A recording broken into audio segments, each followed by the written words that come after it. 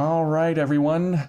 Welcome to episode 3 of Codecast. So it's been about a month or so since our last episode, and good to see you all back here. Good to see everyone along for the ride. This week we're going to be talking about glitches, not necessarily just specific code vein, but kind of glitches across the board. I've got some questions here. We have a special guest along with us, and welcome to Pseudo, my co-host. Thank you for joining us today. And our special guest this week is Challenger Andy. Andy, how are you doing today? Thank you for coming.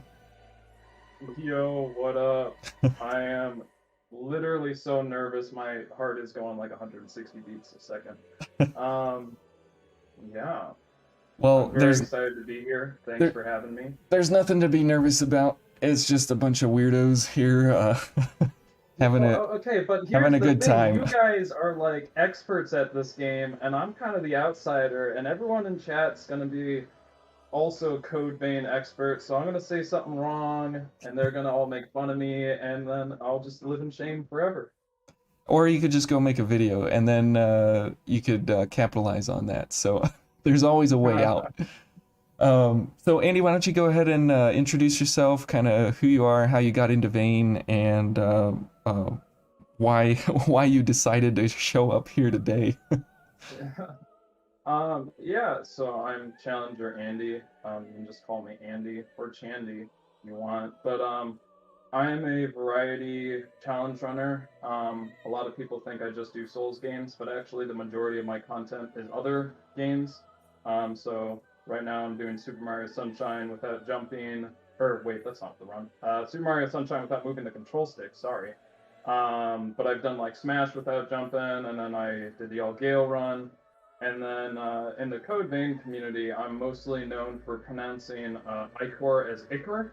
And I want to say the reason for that is because in Terraria or Terraria, that's another one that I don't know how to pronounce, they have the Ichor stickers. So I always pronounced it as Ichor, and people just made fun of me. So that's mostly my claim to fame in Code Vein.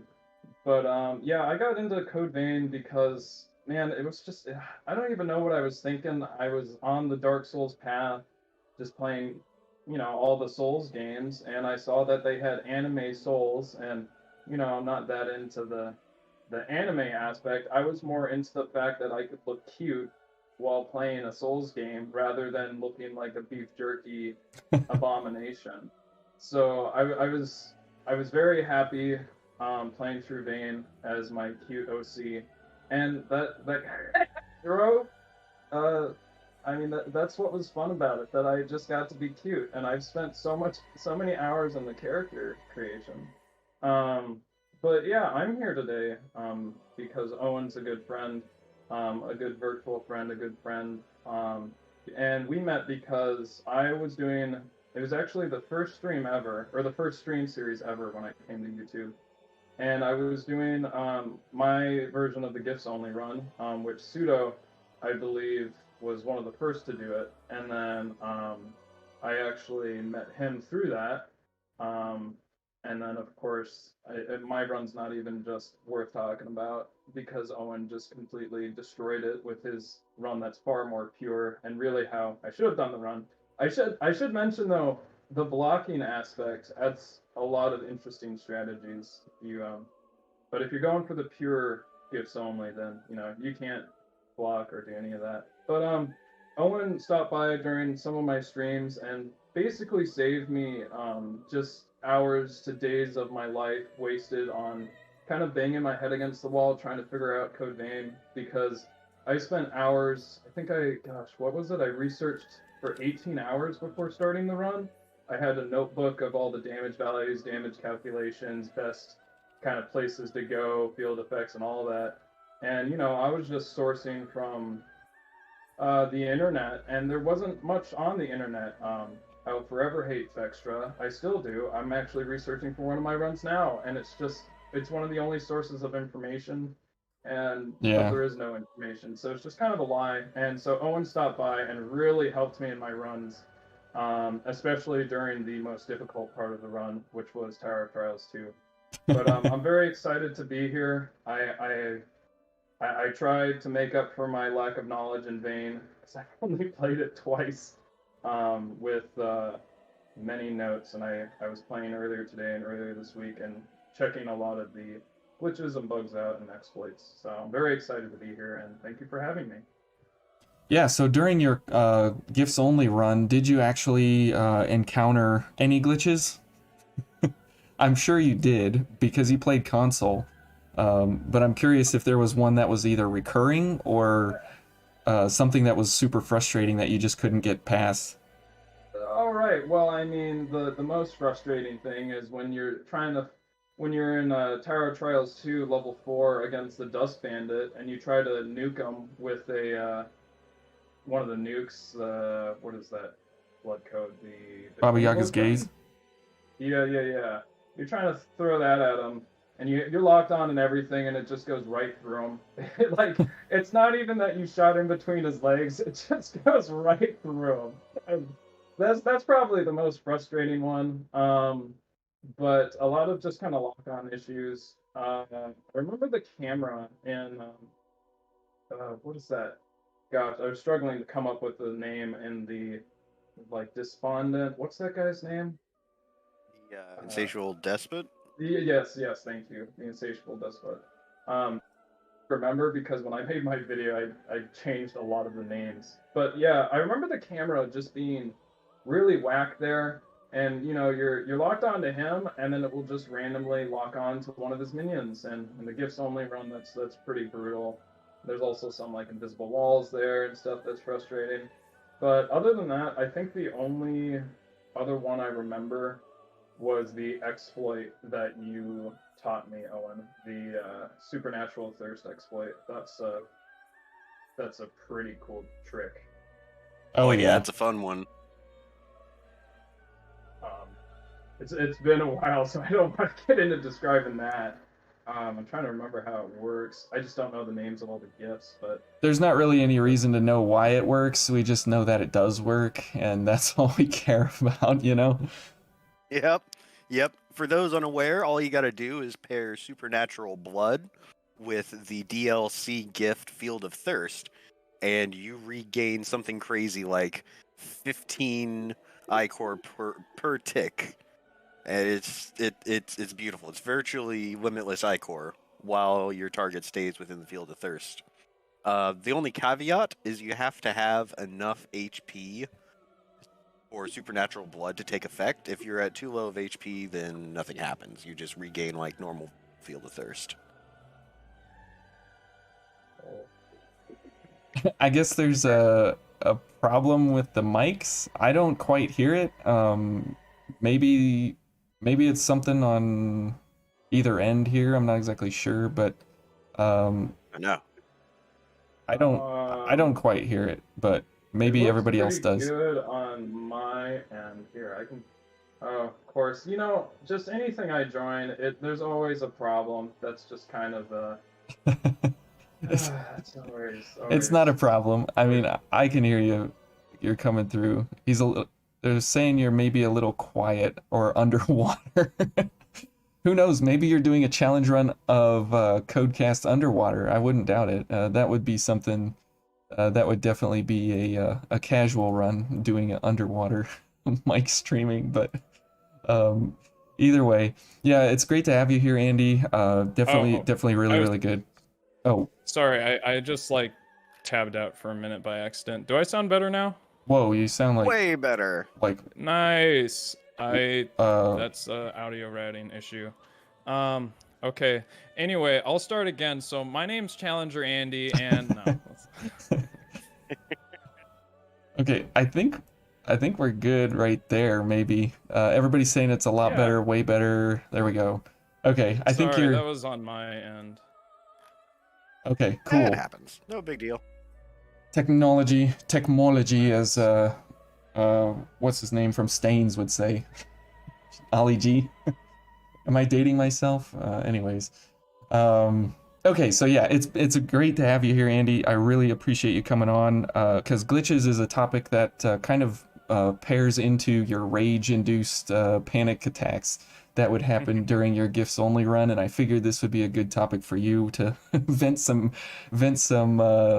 distaste with the game in a positive and fun way here with everybody. It's like, what are bugs and what are features? I don't know. Right. And that was I, that was kind of one of my first questions for you guys.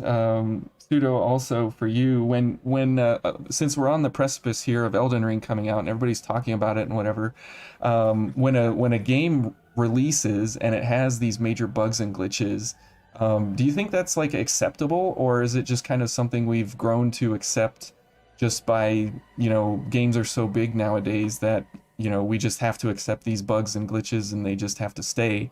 Or is that something that should actually be ironed out before they even go to release date? Well, What do you guys think? Let me shake my walking stick here and tell you about the good old days when cartridge games were shipped and you could not patch them. So I'm of the persuasion that within reason, certain things should be fixed. I mean, you can always down patch your game to a much buggier state. If you really, really, really want to wrestle with that, you can play the very buggy first releases. You can down patch and get 3 minutes of final journey if you really want to in Code Vein. But I think like balance fixes and other issues like that, I think they should be patched and should be fixed. Call me old, but I remember a time when you couldn't fix bugs and you just had to deal with it. Yeah, on the first kind of gaming setups that I worked out was 5 1/4 discs when they were in computers, and that was a lot of fun when you clumped it in and then you turned the knob and it kept the disc inside, and that was quite a day of gaming back then. So for me, bugs and glitches and those kinds of things, I kind of enjoy them just because it adds a little quirky character to the game, and it kind of gives you some insight into coding sometimes as well, in how the developers either intended or didn't intend certain things to happen. I always find them in a lot of entertaining spirit coming out of those. Andy, what about you? You think they're acceptable? I just want to mention, you guys keep talking about how old you are. I just am like, am I really that young? I know I'm a Zoomer, but... Oh, sorry, a 5 1/4, Andy, but... was... I know what a 5 1/4 is. I had a Walkman. That's usually the oldest thing I have to say. But like, it's kind of an interesting thing because I can't really go into too many details on this. But I'm actually a beta tester for a game that's unreleased right now. It's coming out in a few months, and I'm the QC, so I'm doing quality. What is it? Quality check, quality control. Quality but I'm control. also beta testing, and I'm kind of I mean it's not even a beta. It's really still in its development stage. So I got a big look into that where I would find a bunch of bugs, and then I'd send my bug list out, and then they would update the game, give me the new patch, and then the new patch would create new bugs because they tried to fix stuff, and the fixes create new bugs. And I think really being a challenge runner really helped me kind of get into that beta testing and quality control, like really built my skills for that, because it's just like, oh, you fixed it this way? Well, now I'm going to break it that way. And this has been going on for a couple months. I've been working with this company. And it better not be Code Vein 2, otherwise I'll have to break your legs for not telling me about it. I wish. I'd be so excited for Code Vein 2. Sorry to derail you. Continue. Yeah. So, but it's just fixing patches is really interesting, and it's really a time-consuming process because I had to check for each character class if something was broken, and then I'd be like, okay, that's good enough. But then it turns out we find out next week that If you're on the other team in a character class that works on the other side, it doesn't work on that side. So it's almost like you have to do like serial processing or whatever, but you're going through serially every single character to make sure something's fixed. And of course, that's a lot of time. And just how much time it takes to patch out bugs and everything is crazy. And then, whenever you add a fix, it might break other stuff. But on the topic of just patching things in general, I don't know, especially because I'm thinking about it right now, because I look through a lot of speed runs as research for my runs, just in case, especially for the really crazy ones, I might need to do something, a warp or something. And it's always the speedrunners that usually know that best, or other challenge runners, of course. But, the thing with the patches is they'll patch out like cool speedrunning strats. The good example is the Super Mario 35th anniversary or whatever. They got rid of like one of the most famous running techs in the entire speedrunning community, which is the backwards long jump. You can't backwards long jump in 35th anniversary, if I recall. What? So it's Really? yeah. Oh I my don't goodness. think you can. I know they took a lot of stuff out. It's crazy, but it's just a whole. It's a double-edged sword, and I know there are a lot of balancing. Even with Code Veins, I was looking at the speed runs, and depending on what patch you use, the whole strat changes. And as Pseudo already mentioned, like Final Journey is actually a really important part of the speed run. So when they nerfed that, some of the routes changed and everything. So it's really interesting, and it's a double-edged sword. But I like, when the game's released, I like it to work. I don't want a cyberpunk game where they're trying to fix it afterward. Oh, that's a good example. That is a very good example of bugs that are unacceptable at launch, because that and Fallout 76, right? Todd Howard was so proud that it just works, and it just doesn't, and they went rounds and rounds and rounds about glitches and bugs in Fallout 76. They had that creators room, and then they tried to like ban people from it, and then they were sneaking in back doors, and it was like, why is this even a thing? Like, go back and redo your game and release it when it actually works. But I think a lot of times graphical glitches are pretty unacceptable at launch, when you have like textures not loading and different things like that, just because of the fact that like that's what grabs people. Like, oh, new generation of hardware, look, I got a PS5 and it, you got textures loading. It's like that should be something that should totally be worked out. But yeah, I totally agree on the speedrunning glitches. Those are amazing to watch, because a lot of them are frame perfect, or you have a timing to work out or something like that, and that's not really the fault of the developer. It's just people finding those lines of code that you can move in between and become Neo, one with the Matrix. And it's like, yeah, that is pretty sweet that somebody found that. Those kinds of things are pretty cool. With the PS5, though, that's kind of acceptable, because the PS5 is a special case, right? Because no one has them. How do you have a PS5? They have time to fix those patches because no one's bought one. We can't get any. They're so expensive. So they know they have time to fix those patches until the prices come down.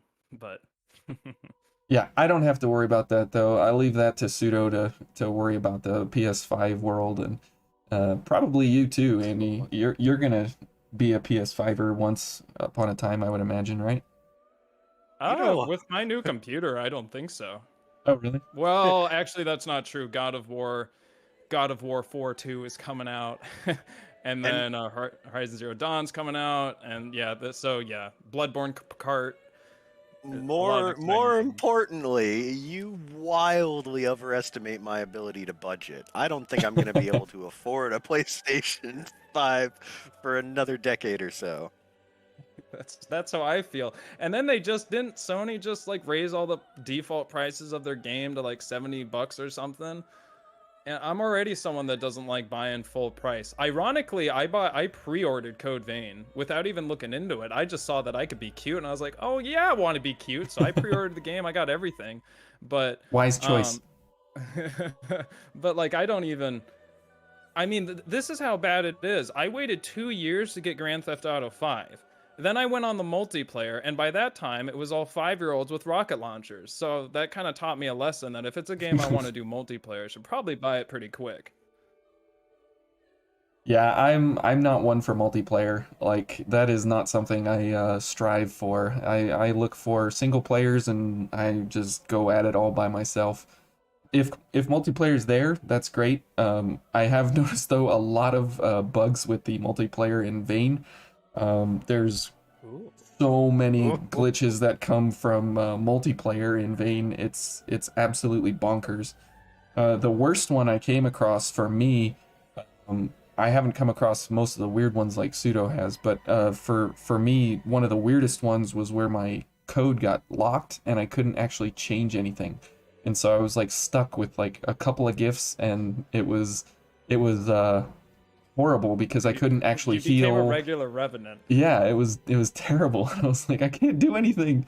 And then the person died, and I was like, well, there they go. And they probably thought I was like some whatever person not willing to help them out, and that was really frustrating. Those kinds of glitches are frustrating for me because it's like, man, I'm here to try and help people, and there's nothing actually I can do, and I just have to watch them disintegrate in front of me.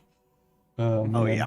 Oh, I'm all too familiar with that particular one. I think what happens is that a lag spike occurs when the host is starting the fight, and it just kind of it doesn't update what you are doing, and it just never resumes updating what you're doing.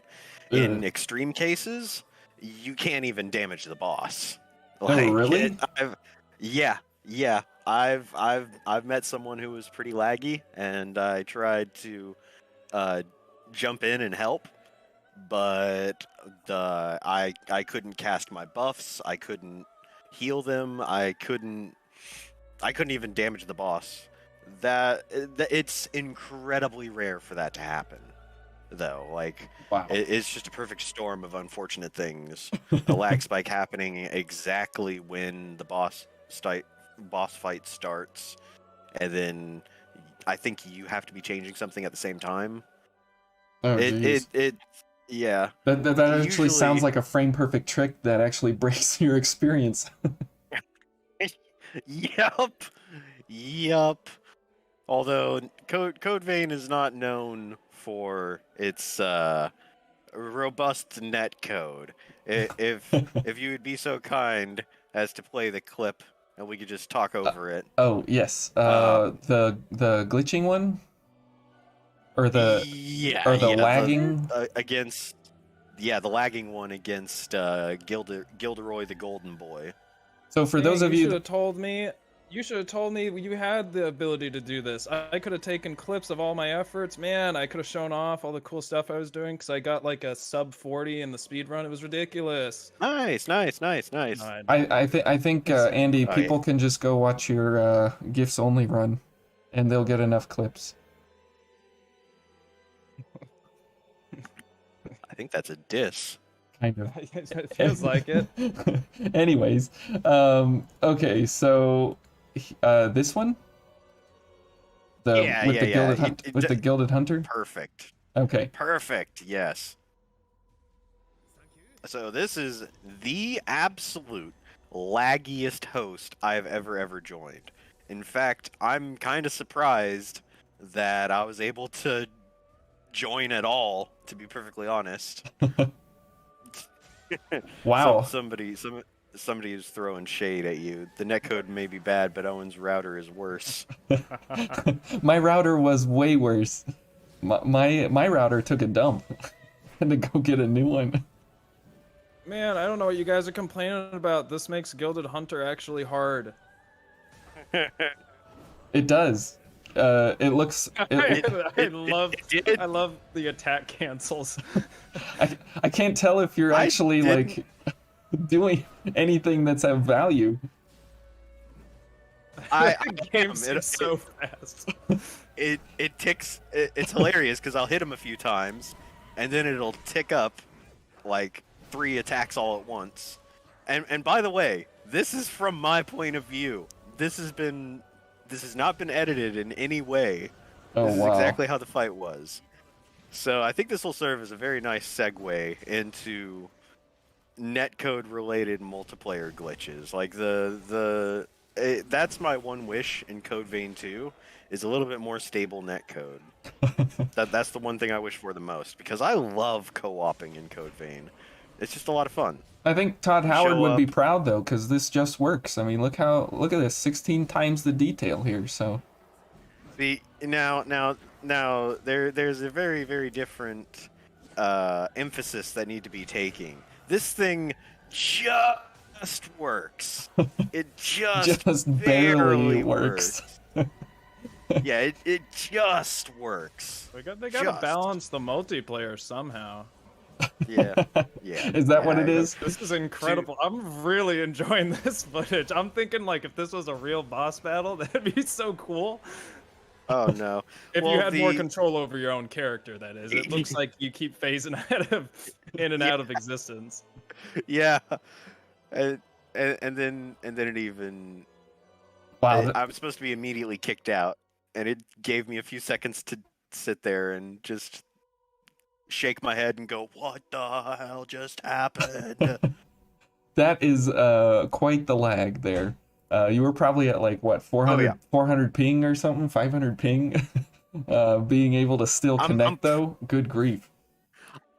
I'm pretty sure we were in quadruple digits of ping there, but this is not something that is actually kind of gone away. Even during the network test of Code Vein, you'd still run into these really really laggy people. So if you ever follow old Uncle Pseudo's advice, if you are going to be co-oping, make sure you kill Netflix. Make sure you're streaming your YouTube video in the background at the lowest quality. It's the thing that's just kind of part of Code Vein. Yeah, I find that when I'm uploading a video, I can't actually do anything in co-op. So, but that's my problem Yeah. with my router. My router battles are the real boss fight of Code Vein. They've always been a problem. Always has been. It always the netcode has always been the final boss of Code Vein. So talking of Gilded Hunter, one of the glitches I've always found interesting with him is when he'll even if you're not doing any kind of damage to him, if you get him to the point where he staggers down on one knee, sometimes he'll just stand there and he'll stand straight up and he won't do anything for a couple seconds and you'll be confused what he's doing. And then he'll glitch and then he'll stand up from like the kneeling position. And that one always is confusing because you never know if he's going to do an attack, but you don't know that he's actually down in stagger state. And it's pretty hilarious that he glitches into a standing position all of a sudden after standing. And that one is always kind of a strange interaction when you're like really in this high-paced, fast interactive fight, and then all of a sudden he just stands there for a little while. It's like, wait a minute, what's actually happening here? Have you guys ever experienced that one? It's not unique to Gilderoy the Golden Boy. Like it happens with every boss. Oh, It- really? It happens in every Bandai game.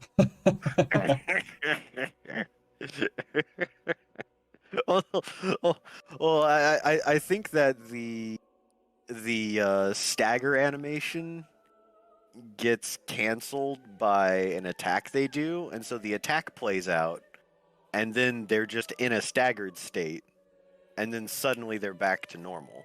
Like I've had situations where Slimy Stripper has fired off an attack, stood there, teleports to her knees, and stands up. That's happened a few times to me. Oh, wow. Yeah, I've not experienced it with I've other had that happen bosses. across many games.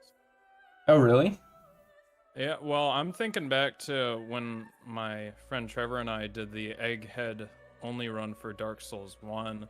There's a boss that the Iron Golem, he can like fall off the arena. So he has an animation for like falling off where he kind of like flips backwards and is almost horizontal.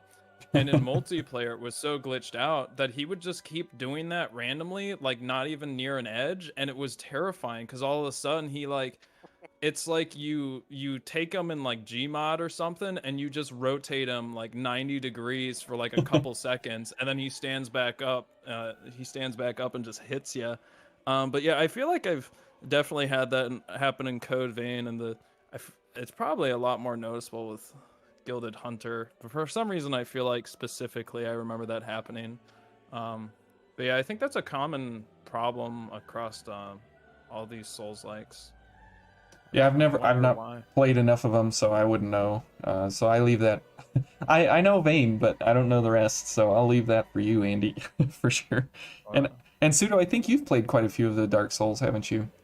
1, 2, and I 3, have, I and have. 2 was my favorite way back when. I don't play Souls games anymore now. I got too frustrated with other people who play Souls games, so yeah, it's better for my mental health if I don't play it. understood. But yeah, there's I'll never forget in one instance, one of the DLC bosses, Alana the Squalid Queen, she got really something got crossed in her AI brain, and she instead of teleporting around like she usually does, she decided to beat cheeks and just run me down, and it was the funniest thing I had ever seen. Because it's a boss that is not supposed to run, and here she was running, and it was rather comical because she was all hunched over, like she was wearing a back brace and couldn't stand up all the way straight. Oh man. But yeah, I do have my fair share. I do have my fair share of Dark Souls glitches. So that actually Saved my Xbox. leads me to a really interesting question for both of you. When companies are actually going to prepare to release a game, something like Elden Ring or these others, should they have speedrunning and speedrunning glitches in mind when they're actually coding and programming, or should that just be like a side effect of people taking the game to the absolute edges? I don't know if you're looking out for those. I mean, it's just like any other bug. I don't think really developers are going into the game being like, oh man, this backwards long jump thing, it's pretty neat. Let's leave it in for the speedrunners. Or like, I'm not sure that's a thing that happens. And I think it's like whether or not it's worth the time to fix it by the deadline. Because like in my bug testing for this game coming out, I did a lot of, I found a lot of things. I'm like, it's not going to affect the game for most people. You got to be looking for stuff like this. So it take too long to fix. It take too long to code or whatever because the engine is just not fun. So I don't know if developers think too much about speedrunning stuff. Unless they're doing like a remaster, and then I feel like a lot of the time, at least the examples I've seen, they're like, yeah, let's make the game less fun for them. That's true. Like you were talking about the Super Mario glitches with the backwards long jump. Typically, they don't want you to speedrun. But I forget the guy's name who does Doom from id Tech. He actually enjoys watching the speedrunners break the game because it means that there's more engagement into the community, and they actually appreciate that people can play the game the regular way, but then other people can take it to the ragged edge and actually destroy everything in the game and find areas that never were meant to, and they actually put a room in the game that you couldn't get to except if you were like a glitcher or a speedrunner. Oh, and they had that there just to see if anybody would actually get there, and they did, which I thought that was kind of neat that they had that in the game for that reason. One thing that comes up to me or that I'm thinking about, and I've been thinking about this a lot because the Code Vein speedrun has something very similar. But Ocarina of Time, you know, I believe it's sidestepping, but if you're playing that game normally, the walking feels so slow. And then if you've heard about the sidestepping thing, which you just have to do the entire game for speedrunning, it's like you feel obligated to use that sometimes. And Right. if there's like an obligation to do a speedrun technique, quote unquote, in order to make the game more enjoyable, just like more enjoyable rather than, you know, trying to do a speedrun, I think that might be a problem. And I always remember thinking even before I did that, I was like, Ocarina of Time's so slow. It's like it takes so long to walk everywhere. And then once I learned of that technique, I was doing that everywhere, but I kind of hate doing it. I just don't really like, I don't like the look of it. It's less enjoyable for me. So I think things like that would be something to fix, but you know. That enjoyment factor is a big deal because if the 'Cause it's a video. bayonet backwards dodge, if that in vain wasn't a thing, I would absolutely be a speedrunner for this game. But it just is so unfortunate that that is like the only way that you can speedrun is using that technique to actually go through the first 90% of the game, and Yeah. it's so unfortunate. And yeah, so we can talk about that a little. So the what No, we Owen can't. is referring to is No. oh, I'm just- hey gosh, oh jeez, I'm not the host. I mean, whatever you want, I'm at your mercy. Ooh. Anyways, Anarchy. The co-hosts are taking over. We will talk about gun dashing and how it is ridiculous. fair enough. I've the- been overruled. No, Carry but like, on, good sir. I'm Owen, ju- I totally agree with you. I'm The just the kidding. gun dashing, I think it's very similar to the Ocarina of Time, where it's like I learned how to do it. It's not actually that hard to do.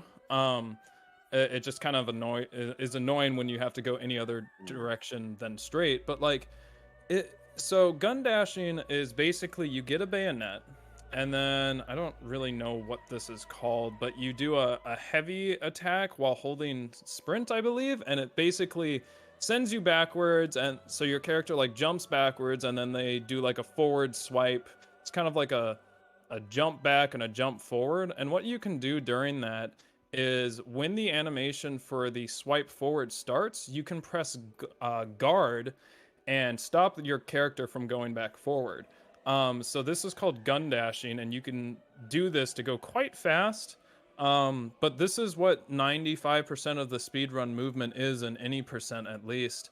And it's just kind of an annoying thing to do. And also, if you screw it up once, you waste a lot of time, and it can be kind of frustrating. But it's a really good example of just a speedrunning thing that, in my opinion, is not fun, but you have to do it. Like, there's no choice. There's also, just real quick, there's an aerial version of this. It's called an air gun dash, and you'd think it would be the same controls, but it's not. It's like a different combination where you have to hold the heavy attack while doing this combination. And in the hour I was trying to do this, for several different skips, I only managed it like twice. I don't know why it's so much harder, but there's not really the best guides on this, but wasn't able to look at all of them. Hey, that's impressive. Just getting it to work once is amazing. I've never been able to get a air gun dash to work at all. I think it's hard because it's so similar to the normal gun dash. So you always learn the regular gun dash first, and then you have to kind of like slightly switch your timings and controls to do the air gun dash. So it's kind of just not fun, and it's just not a fun technique in my opinion. Yeah. Yeah. Yeah, I've been It is practicing fast, gun though. dashing. Well, and the I've problem been with it is, practicing gun dashing. oh, have you? It sucks. You've Yeah, been well, you've been practicing. Usually, like, well, I do kind of like to entertain the idea that I might speedrun Code Vein, and it, like, whenever I've done every single challenge I could possibly think of, then I'll start speedrunning the game. But Speedrun gifts only. Ooh. oh no, oh no, That is oh, one thing no. I would The like to record is try. like 42 hours so far. Yeah, and 2 of those hours were farming the hunters in black for marks of honor, which I was unsuccessful at. So I could get that down I to remember that.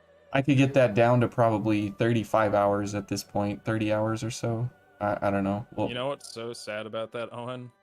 you had to brute force that when you could have somehow data mined the code and just looked at the code and had the answer, but instead you were forced to I know, sacrifice your life to get the raw percentages. but I don't have a code editor.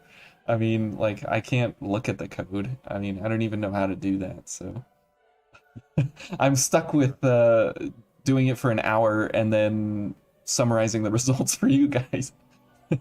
Someone at my work the other day had to like test a phone, like a landline phone, to make sure it works. He had to brute force calling himself 100 times, and it was just ringing all day.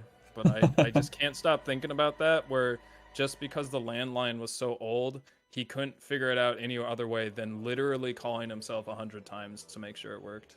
You know, discovery is 99% of the journey, though. So it was good for me. I'm sure it was good for him. You know, that's Wasn't how. good for everyone in the everyone else. Oh, in the oh, office. oh, I'm sure that's true. I'm sure that's true. Oh man. But yeah, the gun dashing stuff, the problem with it I have is that if you mess up like one gun dash, the run's over because you're now behind, and the speed run is literally like, you know, it's not fully optimized at this point. I was watching the full edition of the leader at the moment. The number one in the world was like a year ago or something. 53, yeah, 5310, which is pretty impressive still. But you know, if there's a lot to optimize in there, but if he misses like a couple of those gun dashes, like that's seconds that you can't make up really. I didn't even notice. Yeah, I don't think he screwed up the angle of some of them, but I don't think he actually ever like screwed up the gun dash itself, which is ridiculous. No, yeah, he's really good at it, which I don't know. I could that would be just an hour of constantly doing it while maintaining all the inputs. I would have to like remap the keys on the keyboard to make it like simple and easy, where it wouldn't be something that I would actually have to think about, you know. But yeah, that is I don't know if that's actually, is that a glitch though? I mean, animation cancels are kind of part of, like, a lot of the stuff I looked up was or that I have prepared it's kind of questionable whether it's a glitch or a you know, like an exploit or a bug, but I kind of went into this more like thinking things that the developers did not intend, and I am pretty sure they didn't intend for people to be really doing that, especially using it in this manner. Right. That's very true. Because most of the time they want you to engage with the enemies, right? They don't want you to just zoom past them with the very first weapon you come across in the game almost. Which, I guess if you didn't get that chest, you'd have to kill the Lost right before the gate there to get a bayonet from him to drop, and that would be even worse. So that would be like RNG, horrible speed run, because then you'd have to kill him, go back to the missile, kill him, go back to the missile, kill him, go back to the missile, and that would be a run killer right there before it even actually started, which might be better, I don't know. But at least this way everybody has a consistent challenge right in front of them. So but did you guys have another glitch that I've got a few here that we could go through, and or Pseudo, did you want to look at the others? Related. All of mine are relatively related to any percent. Oh, for the speed runs? Yeah, that's about all I was able to get to. Gotcha. Pseudo, what were you gonna say? I just had a couple more multiplayer ones. If you could queue up the fight with Mito. Ah, yes, Mito. Before we get too far away, I want to share my absolute favorite glitch. Now, unfortunately, I was in the middle of a fight and was not expecting to actually I wasn't actually expecting to record. But yes, that is the Argent Wolf the obliterator axe firing bullets. It's like a blunderbuss.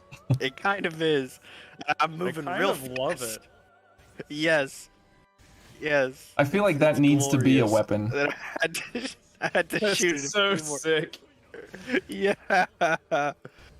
So, like, I was doing the damage of a bayonet, and obviously had the moveset of a bayonet, but it was the obliterator axe. And I think what happened is I was switching weapons while there was a lag spike happening, and this is my absolute favorite. This feels Glitch I like have ever Basically a just tech and DS1 runs where you get but you're still doing the bayonet damage, but they basically weapon swap to have the damage of one weapon in another moveset. Oh, talking about the male Draker.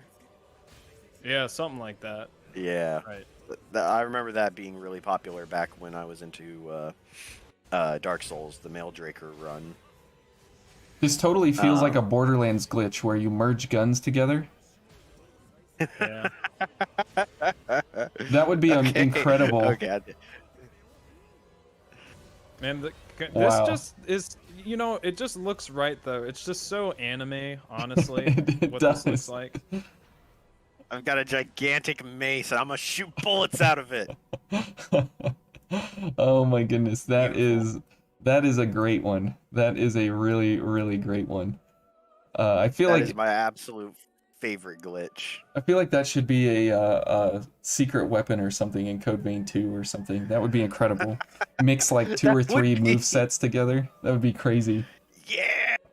Yeah, I'm on board. I like this idea.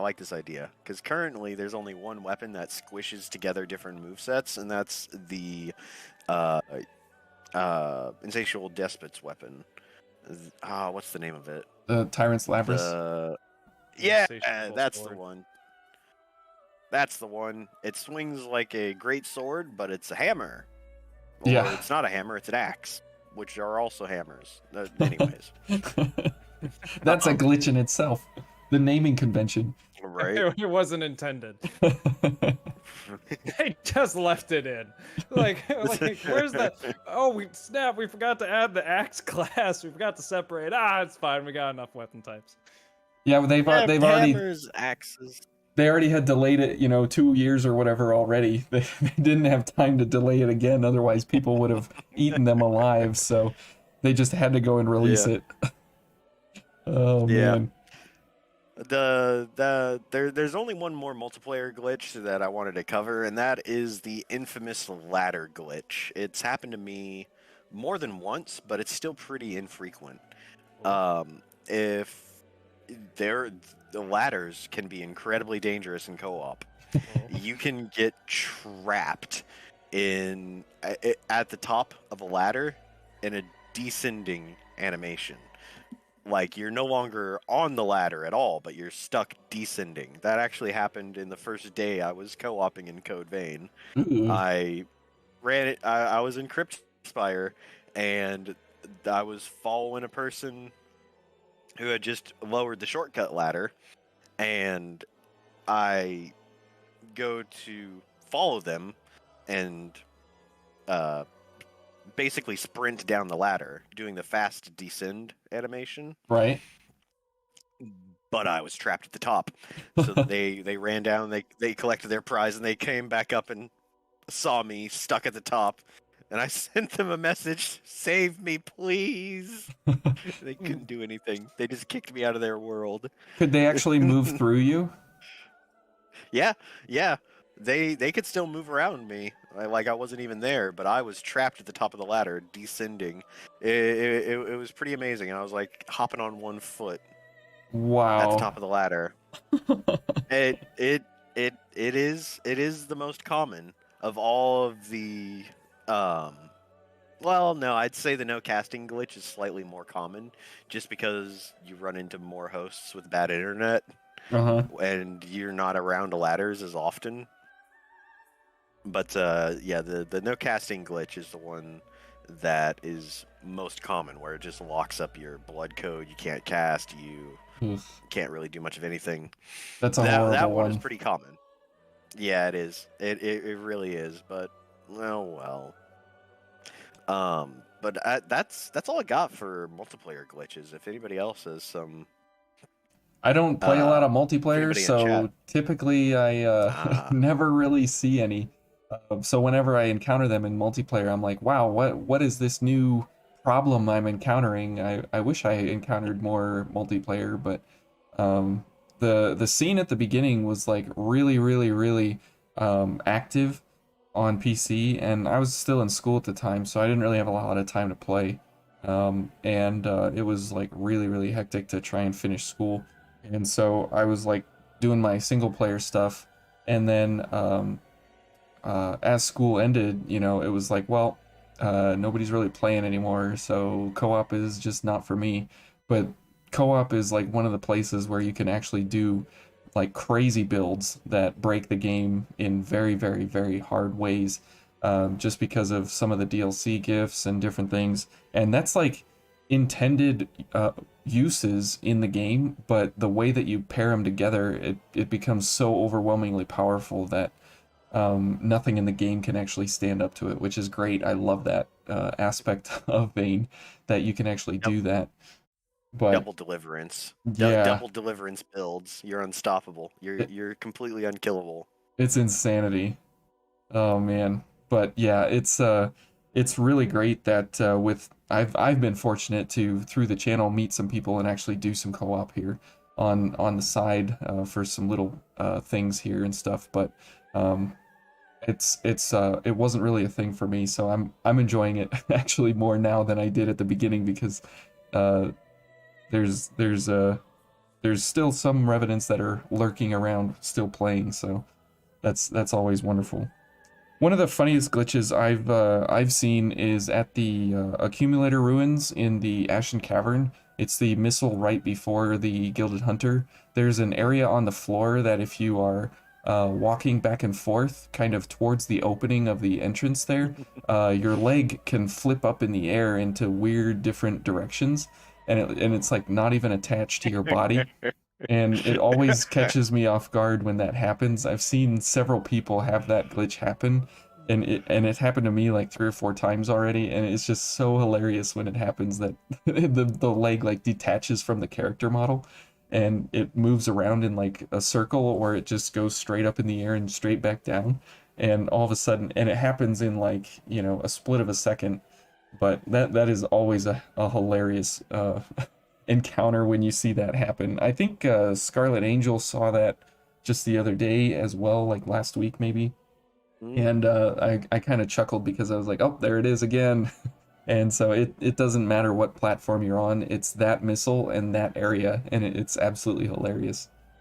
I love it. I know exactly what you're talking about, and I love it. It actually happened to me quite a few times when I was fighting Gilded Hunter on my most recent challenge. Oh, really? Yep. I had to fight him a few times, and so I was very familiar. No, I was farming. I was trying to farm skill mastery in that really, really, really terrible blood trial that's close to Oh, okay. the accumulator ruins checkpoint. I kept dying and having to go back there because I was not finishing that blood trial. It's hilarious when it does happen. It always catches me off guard.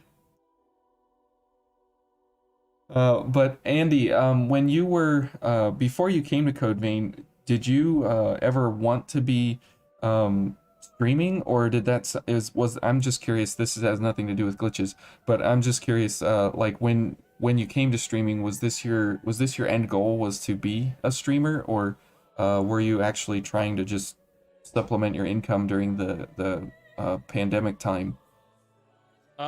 Well, I'm gonna be completely honest. I don't even remember why I created my channel. Someone asked me that the other day. I was like, I think I was just kind of out of it and said, yeah, I'll just make a YouTube channel. So I have I really don't know why my channel started. I don't know why I suddenly thought I could do this or anything, or rather why I would spend time doing it. Because I already had a lot of experience editing and making memes and all that. And that's why a lot of people are surprised at like my first video, even though now looking back, I'm like, yeah, it's just awful. But like, I had like 2 to 3 years of just constantly making content.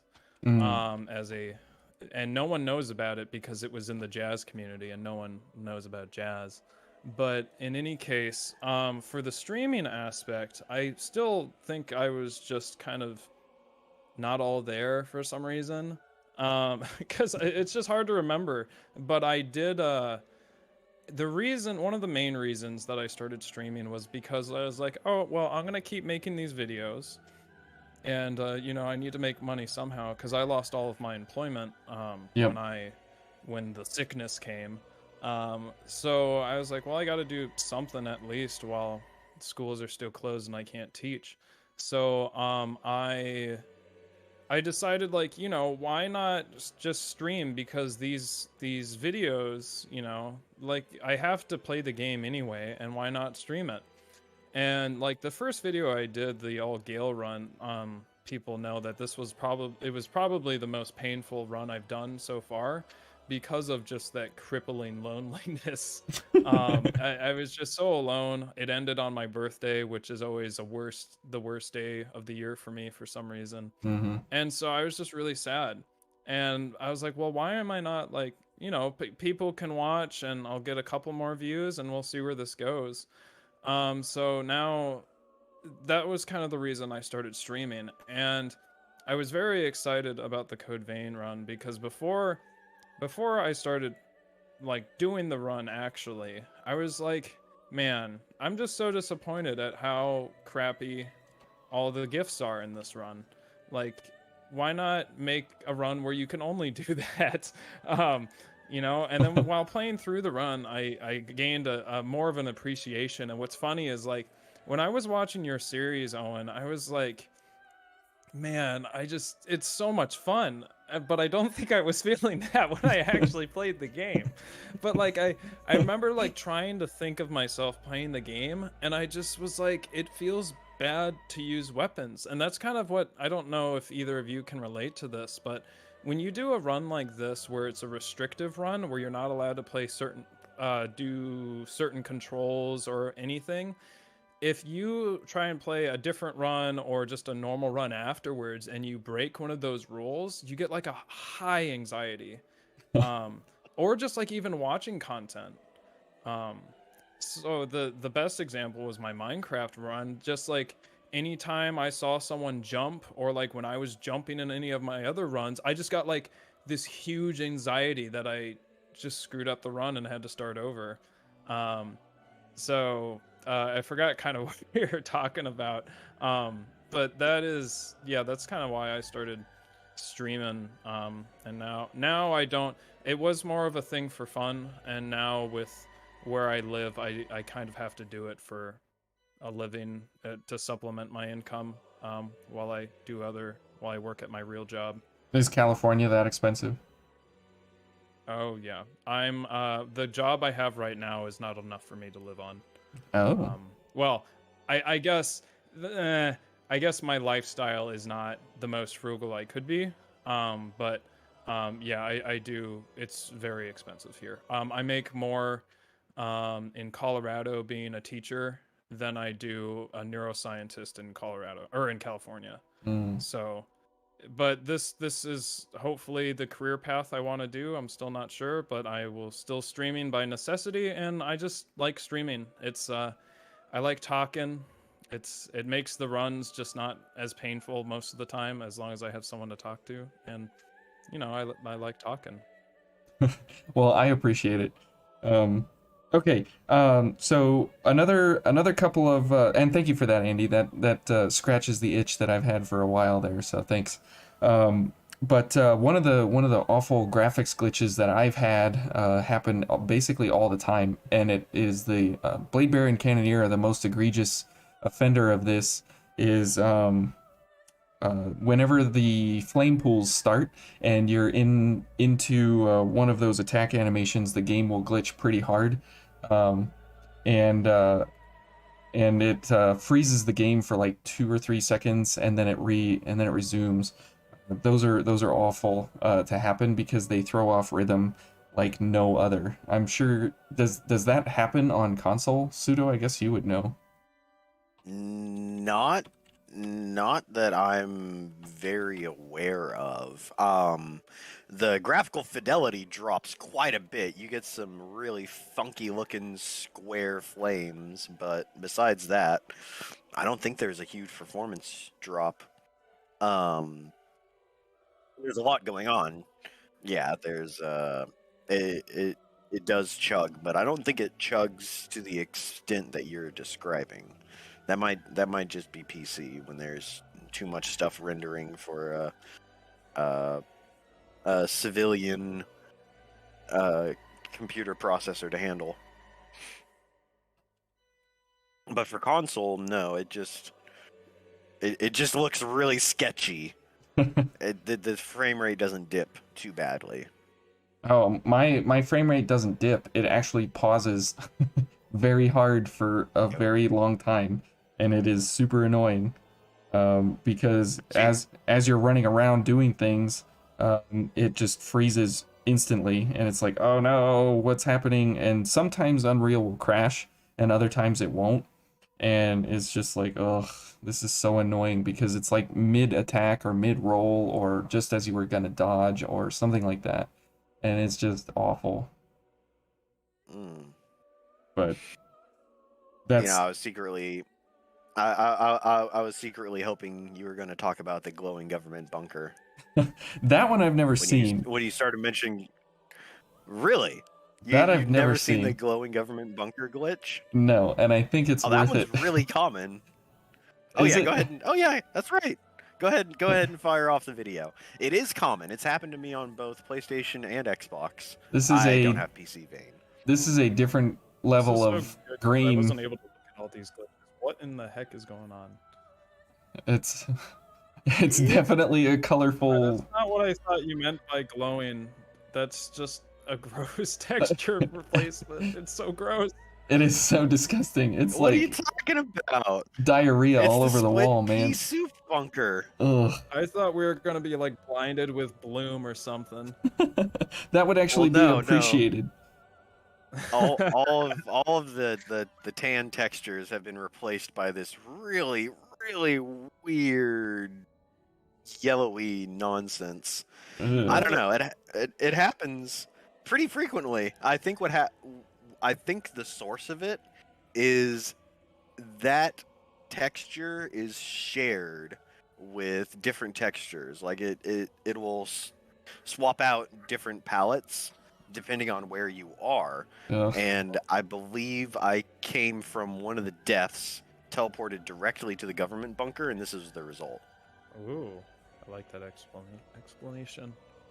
That is It sort just of reminds me, if you look at the thumbnail I made to redirect people here, I was playing around with the reshader, and this kind of reminds me of the depth fields, but just a different hue. This is, ugh, I don't like it. It's gross. A mustard hue. this here for those that can Yeah, see.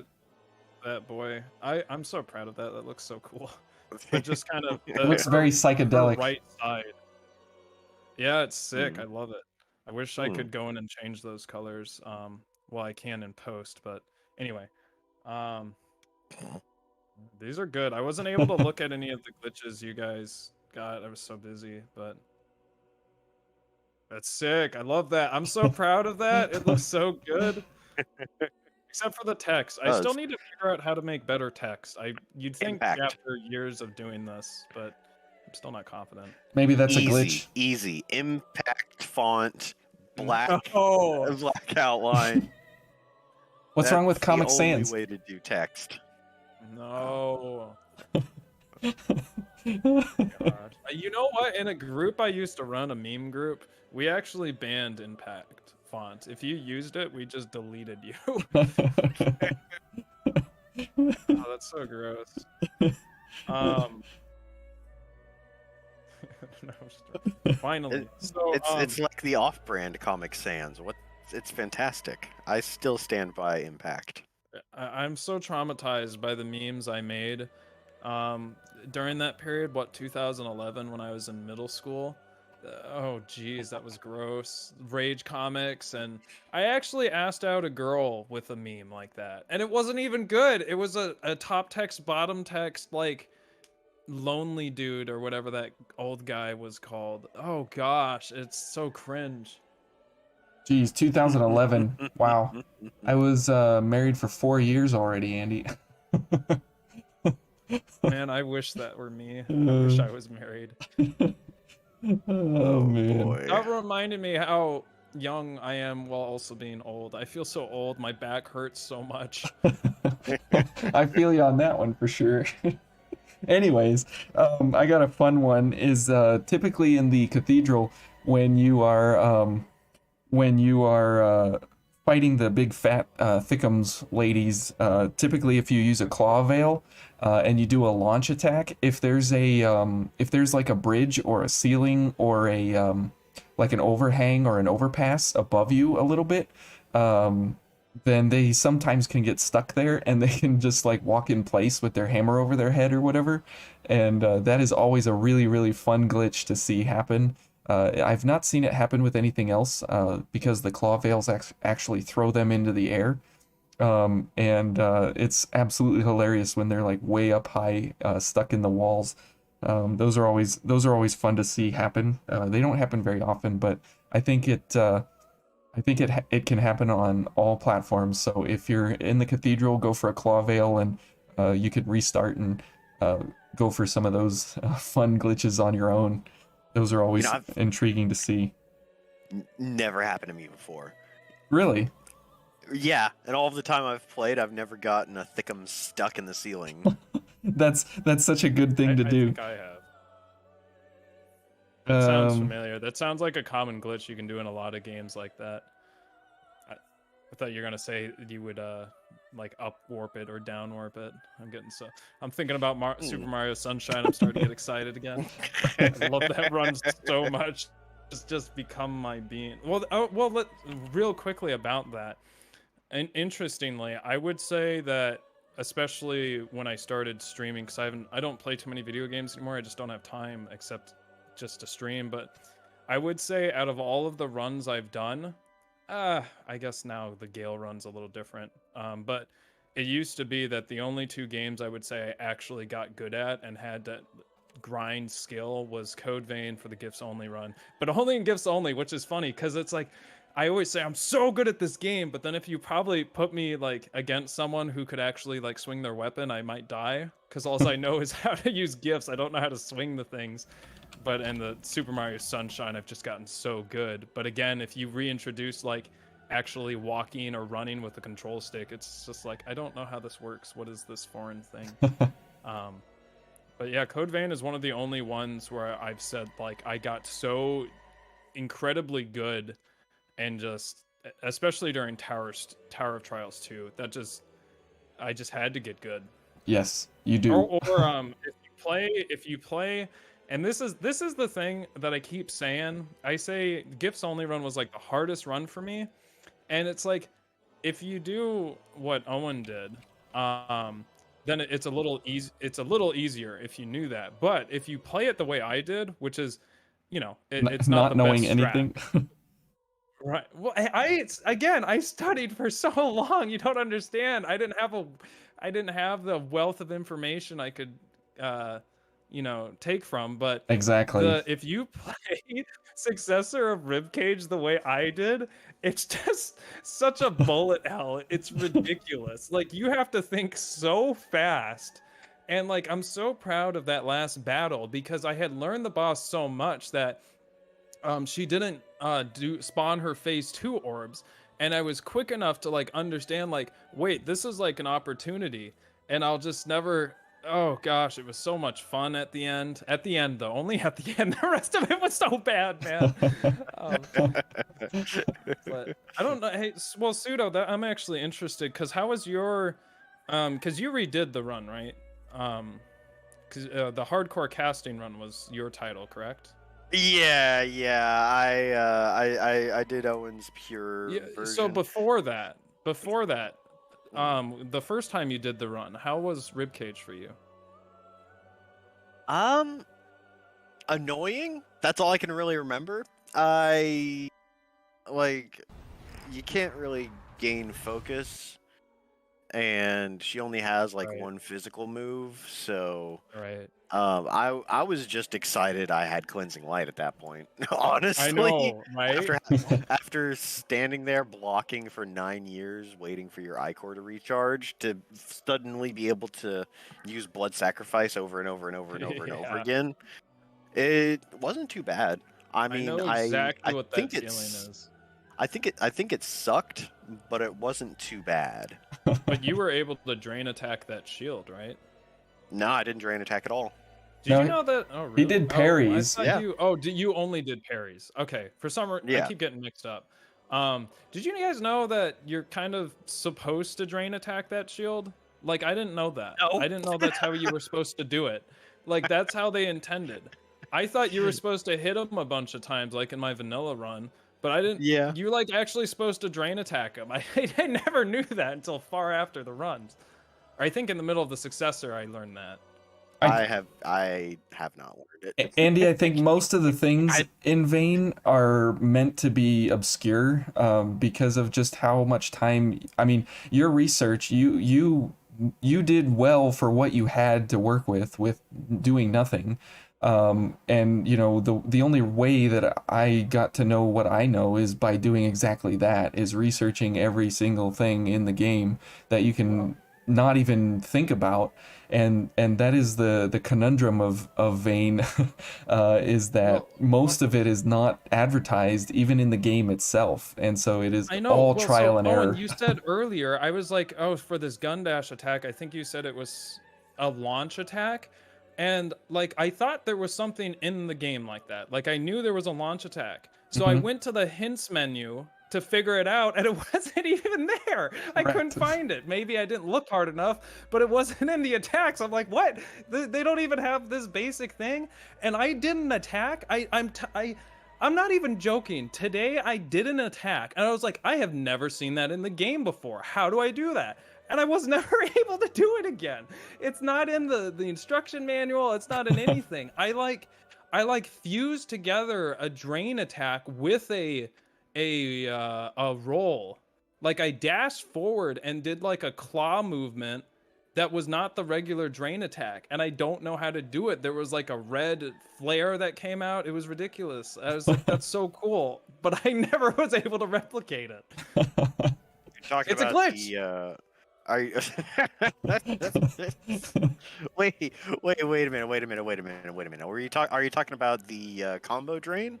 Because you can use the combo mechanic with drain attacks too. You mean like it changes after you use it as a follow-up to something? Correct. Yeah. You do one attack. You hold. That makes sense. Yep. You do any attack that is not a drain attack, and hold the sprint button without moving, and then hit drain attack, and you'll do a faster drain attack that doesn't require you to charge up or anything. See, this is something the Code Vein experts. This is what separates me from them. They know this strat, and I don't. No, but what's funny about that? What you're just describing. So what I thought it was in Dark Souls. There's an attack where you can backstep, and then if you do like a R1 or something, light or heavy attack, it does like a new move. I didn't know that for 3 years. And I was playing through all the Souls games, and the main reason is because I just never backstep. And in Code Vein, you know, like they tell you about drain attacks in the beginning. I never used it for my entire vanilla run, and then just completely forgot about it. And then like when I was doing research for the gifts only, I was like, oh, this is a thing? Like this is so weird and everything. And but I think what really like made me not want to do that is because it looked like the parries, and I was so just not happy with the parry timings in Code Vein. It just didn't feel right to me. So I was just like, yeah, I'll just ignore that whole strat. Although I was doing parries on bosses today, and I was like, wow, I just didn't even know you could just wreck them like this. Oh yeah. Well, all the veils have different timings, so you know it's not a thing where it's like, oh, you just learn parries and then you're done. It's learn parries with a specific veil, right? So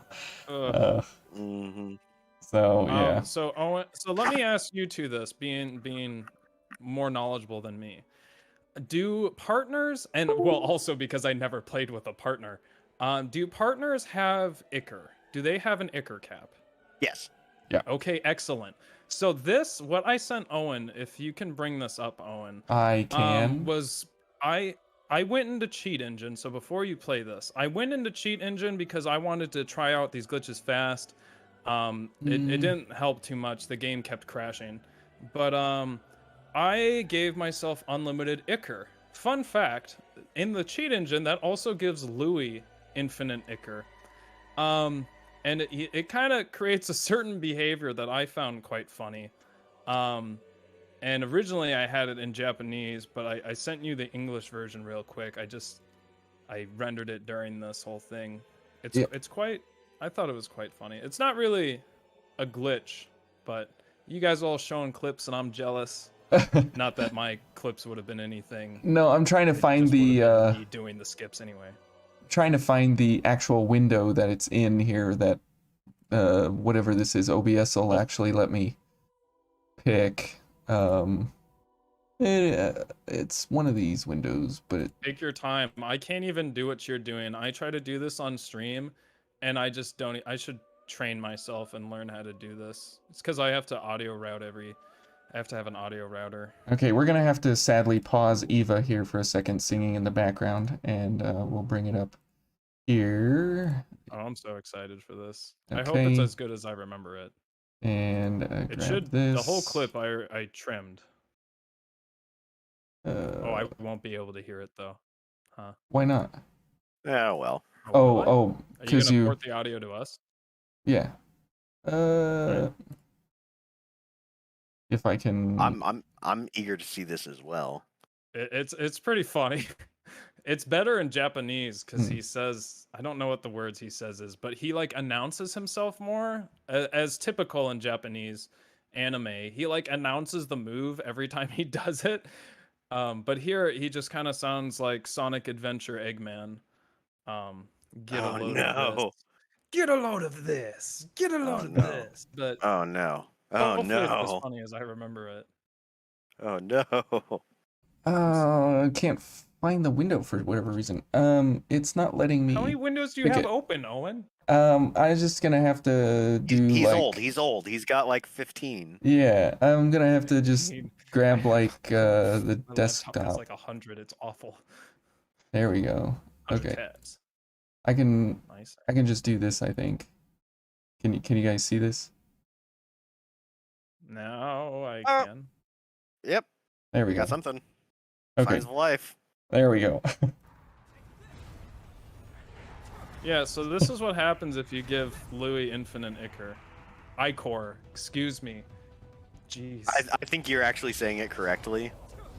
Well, no, because people said Louis says it as Ichor. Yeah, so Louis. he goes like absolutely mental What? over here.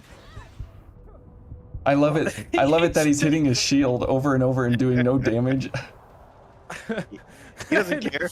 He knows. He knows.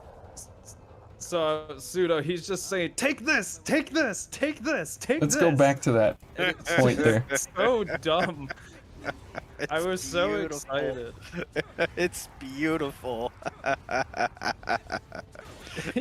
I love. Yeah, he's just going against the shield, and they're not hitting him. He just keeps spamming the attack. Oh, I'm glad I got to show something. But yeah, he just apparently if you give them infinite Ichor, they just Look at that, they just 34 go damage he's crazy. doing. He's training for the gifts only run. He He's already knows he's got- gonna. He knows he'll break their guard eventually. Oh, wonderful. But yeah, Louis apparently, because people, I mean, honestly though, it's more comments on my video, but people are like, it's Ichor, not Ichor. And I kept just replying ick on all of them. But apparently Louis says Ichor at some point. He And they're does. like, see, it's Ichor. But like, Yeah. I don't, the Ichor sticker is where I learned it from Terraria. Oh, it's fine, But Andy. like that's one of the it's not one of the reasons, but I'm a big fan of mispronouncing words or just making new words. Like interesterine is one of my favorite words I've created. So I guess the question comes down to, is her name EO or is it IO? It's EO. definitely EO. It is definitely Unless you're EO. Greek, then it's like iota. Iota? Iota? I always. Whoa! Apologies. That was Eva. Big loud. Sorry, Loud Eva. everybody's ears there. switching That videos. was on purpose, I bet. No, it wasn't. I was gonna say, what are your? I don't even want to really ask. I mean, I'm interested in the question. You guys probably don't know the answer off the top of your head, but I just really want to say the line. But I'm like, what's your favorite dialogue line from Code Vein? Because mine is like, what does she say? What weapon do you want to transform? That's my favorite line in the whole game because I think it's so stupid sounding. What blood veil do you want to upgrade? It's so just. Oh, I commented that on so many of Owen's videos. I know. Every time it came up, it's so bad. But she's really curious. Oh, I mean, That's she the wants to reason know. why I play in Japanese. Oh, Rin's not that bad. Kira Buckland is amazing. But like related, what I realized, I think about this often, but I think Code Vein actually made me realize this. And Pseudo, you were talking about this on one of the earlier episodes, but I was like, man, when you get like English dubs, it always sounds so bad. And like, so I watch all the Japanese subs, but then like today I was playing the Japanese dub of this because I hate the English version so much. Louis still just sounds so edgy and cringe all the time. Because he is so edgy, even in Japanese. You can hear it. Who wants to hear about my tragic backstory? Just like, come on, man. We got it, Louis. We've heard your tragic backstory before. Oh, man. Okay. He's great. Let me know if you guys have heard about this glitch. When you are doing launch attacks, since you didn't know too much about launch attacks, let me ask you anyways, Andy, if you ever did a launch attack, did you ever get killed during the launch attack where your character freezes at 0 HP and then just stands there? And the game is actually in a soft lock at that point, and there's nothing you can do. Oh my gosh. It's such a weird glitch too, because it's like frame perfect for how they have to hit you, because you can be hit during the launch and that's not a problem, but if it takes you to 0 HP as you're going into the drain, it'll soft lock the game. It's horrible. It's pretty beautiful. It's pretty beautiful though. Yeah, because then you're invincible. It's happened to me more than once. Oh, really? It's happened to me more than once. Yeah. Usually during challenges. I remember, what was the challenge? I was going to the Tower of Trials, and I was like, you know what? I kind of feel like this is a bad idea going into the Tower of Trials. And then that glitch happened. I was like, yeah, it was definitely a bad idea. Yeah, it's one of the stranger ones because you get iframes during that point in time. And so when they hit you, that is like massive, seeing through the matrix at that point, because they're hitting you during iframes, which it's not supposed to happen at all. But once they do, man, you're just done, and you can't come out of it. You can't, animation cancel or anything like that. Like, it's so bad. That's the one that I'm like afraid of.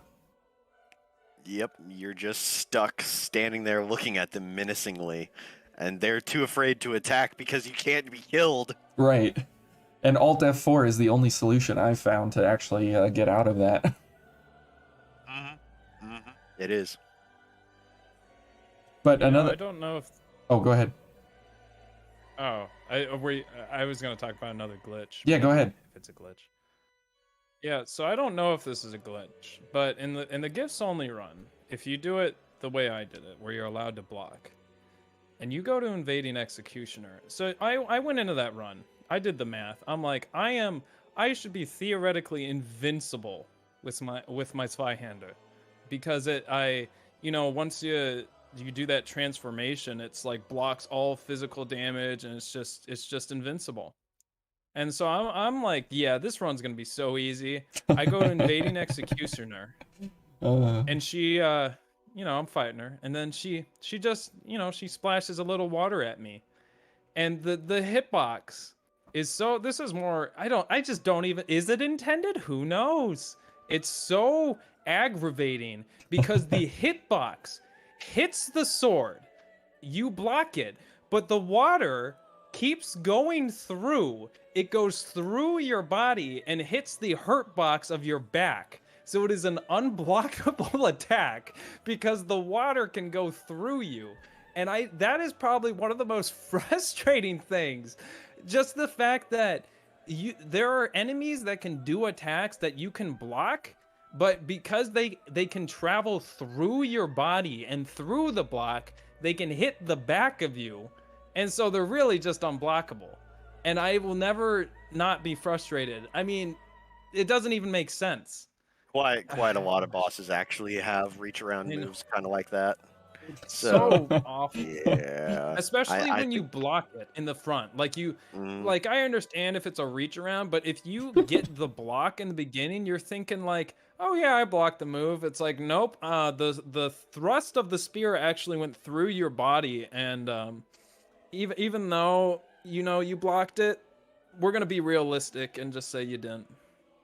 So that's the question though. I mean, was it intended to be an unblockable, and you just found that that strange interaction that you can block the first? Half block it? Yeah, it's like so dumb. Or was it meant to be blocked? Just splashes you. So here's the thing with that attack. There's many hitboxes, but there's two types of hitboxes. The main one is she shoves her foot into your foot, and it hits your big toe, and your character's like, oh no, you stepped on my feet, and that's what's supposed to cause the damage. But for some reason, the splash of water also has a hitbox, which is so stupid because she just kind of like just splashes you with water, and it's like not high velocity or anything. It's just it's a nice friendly splash of water, and it just goes through your body, and then it also hits you in the back. So it is probably the most frustrating thing in the entire game for me. That's why you just don't block, you just dodge. From a lore standpoint, I think it's just part of her goop. She's trying to get you to be a pole dancer as well, Andy. She wants you to get wet with her. Bathwater. Yeah. Since Belle Delphine is out of the game now, the Executioner is trying to persuade you to join her. Yeah, and that's the question though, because the Gilded Hunter does have that overhead slam where he does the blood pillar, and that's the exact same phenomenon. The Virgin-borns. At that point, I had already lost enough hope, so I just accepted it. I didn't even get angry. And the Virgin-born has the double explosion. It's two shockwaves in one. Is that intended? You can dodge one and then get hit by the second. You can dodge, both of them. You can dodge neither of them. So, I mean, there's... wait, what attack are you specifically talking about? So when she does, like, the anime hand to fist palm move, and she explodes with a purple shockwave. Where it slams down and it's a delayed explosion. No. Oh no. Okay. It's like a 360. That attack just sucks. It's a 360 bubble that comes around her. There's two shockwaves in that attack that you have to dodge. Oh, you mean like the big AOE? Yeah. Yep. No, I never even got that attack. Oh, really? Yeah. I get it all the time and I die. I think in like the 4 or 5 hours that boss took me, or however long it took me, I think it only happened once. Because of my positioning and how I fought her, it just never showed up. Because I remember when I played vanilla, that attack just wrecked me all the time, but I like never got it. Yeah, that attack only really comes out if you're directly underneath it for a long time. And yeah, usually you want to be underneath it so that you're not getting slam jammed by the big overhead attack that you were first talking about. Right. That's exactly right. Yeah, but so that's the question, right? Are those intentions, or are they just something that was an artifact of how they coded it, and we have the fallout? I mean, did they intend for all those hitboxes, as your as your video so eloquently displayed? And I rewind that part every so often, and I It's just so because funny. it's so hilarious. Like It was supposed to look uh, so much better, but so many things broke in like my renderer that I had to do it a different way. Yeah, it was just the what's final funny about product is that scene. amazing. So yeah, for those of you who don't know, I drew a diagram of the hitboxes on my school iPad I used when I was a teacher, and I just like basically drew all these like hitbox things, and then like selected all of them and moved them manually with my mouse and like hit my bot. It's just a thing. Yeah, I know exactly what you're talking about. That's one of my favorite parts of the video because it's so stupid. I love my Code Vein video. I think it's one of the best I've ever made, and it's one of my least popular. I love that video. It's so I just love it. It's a good one. It's a real good one. It was also the most painful run. Well, the second most painful run I've done.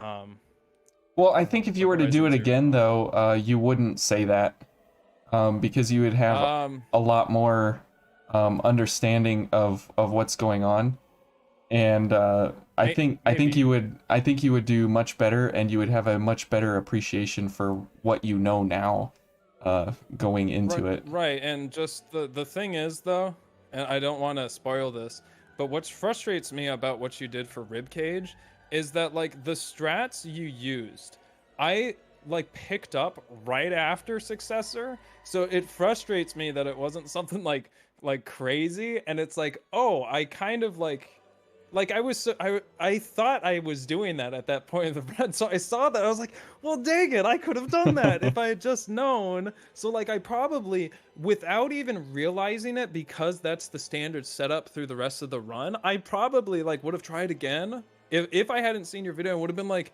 well, what the heck? Like, why is this, like, did I not do this or something? But it's still kind of, and it's funny because I would have used Sonic Arrow as well, because I was already using Sonic Arrow. Right. Because if you want to break that shield, which is not a good strat when you play it the way I did, but if you want to break that shield most effectively, Sonic Arrow is one of the ways to completely conserve your I-core? Ichor, because it's not I was trying to decide which one I wanted to use. Ichor, but it's oh no, it's no. Oh yeah, so the shield is not based off damage, it's based off number of hits, at least if you're not using drain attacks. Or I mean, if you're using Sonic Arrow, Merciless Reaper, then the whole math changes for some reason. But just because I have to, yeah, we have to watch this. no, I think you're right though. I would have a better appreciation you see that for shit? it. I think Tower Let of me Trials 2 enlighten was you useful as to for me, what's though. going on. That was See that just so little awesome. splash of water? Let me just draw some rectangles, This is and my let's favorite imagine part. that they're hitboxes. Yeah,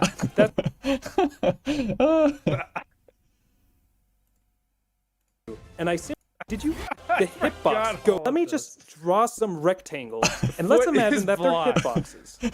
It just, oh gosh. Yeah. Joke's on you. Sorry. Okay, I had Joke's to. on you. She She doesn't have feet. That's right. She has needles. Oh man. So yeah, that. Do you think she? So what's your opinion, Pseudo? Does she have one? Does she have feet, or does she only have one toe?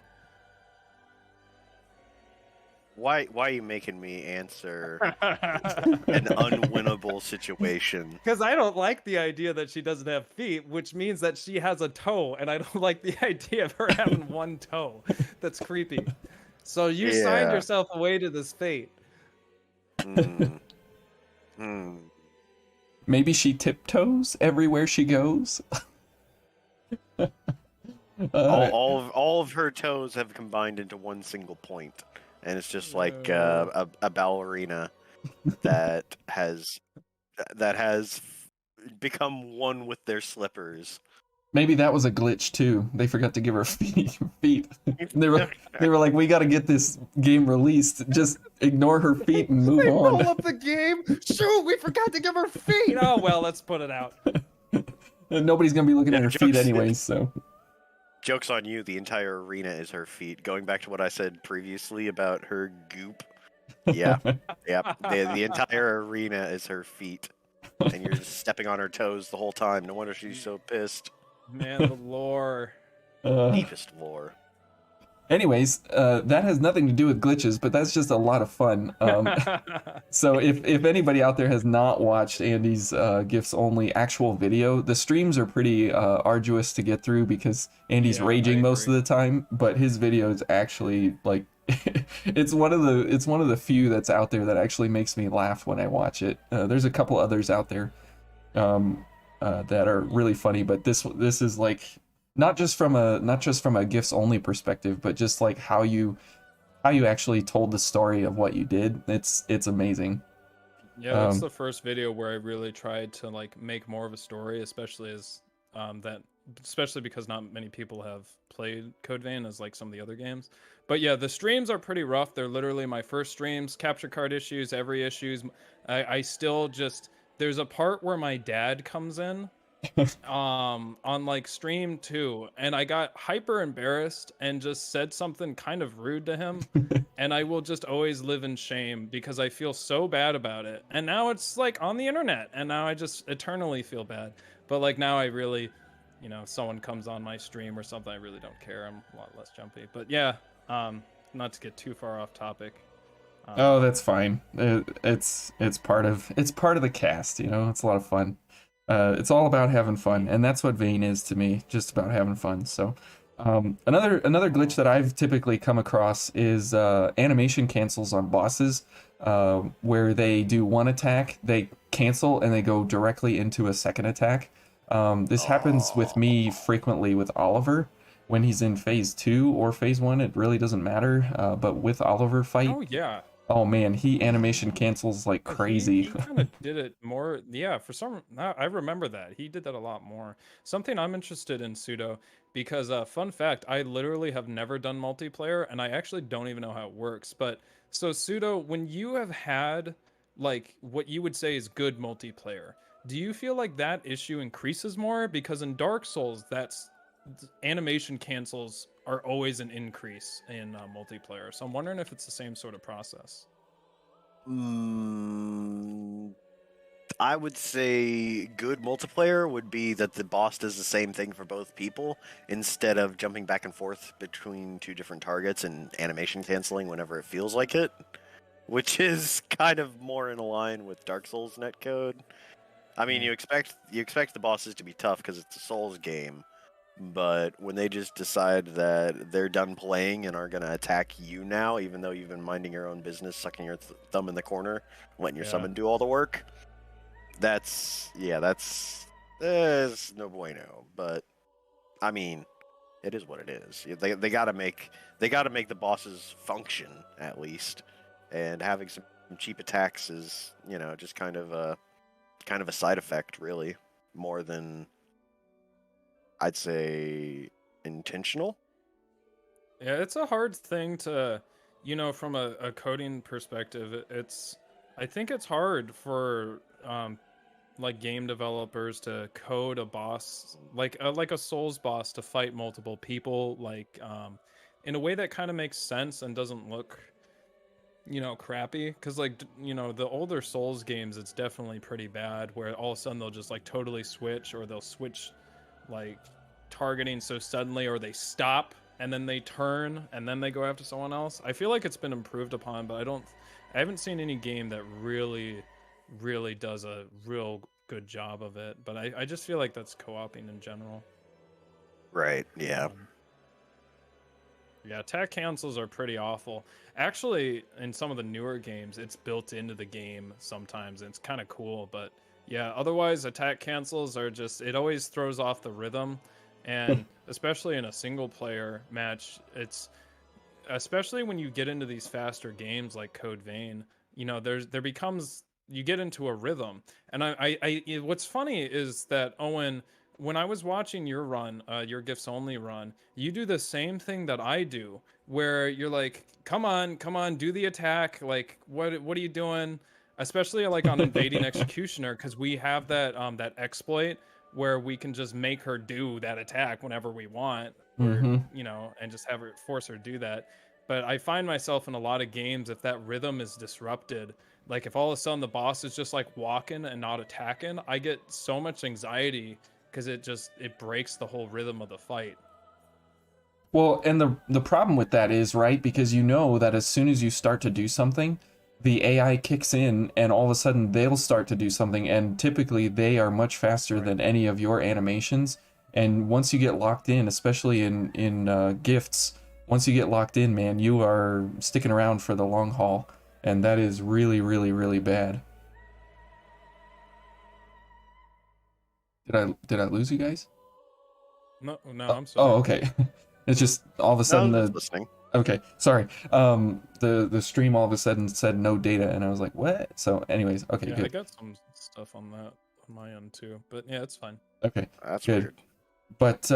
But yeah, when you get locked into those animations, it really does throw off the rhythm, and typically, rhythm is actually one of the weird things, Andy, that you would probably understand from your music background. With a lot of these bosses, they're built on a 4/4 time signature. I watched a video on this once. What? What are you even talking about? What? And there's one boss in, I think it was Dark Souls 2. Wait, hold on. What does that mean? Like- They do like a 4? Like their I've never thought of that. like their rhythm of how they their method of attacking follows a musical time signature. And there was one boss, I can't remember which one it was because I didn't ever played 3/4 dancer, that's right. Yep. And when you play the whatever dancer that is from whatever game that is, the reason that the attack pattern is so different is because it's built on a different musical signature.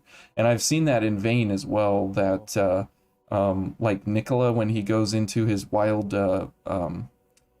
punching, it's on a very rhythmic, methodical time signature, and you can actually plan based on how fast his attacks are coming, because he will follow that time signature. So rhythm is super important, and if they're just standing there walking towards you with some kind of edgelord walk, oh man, it is the most infuriating thing, because you have no idea what is coming next.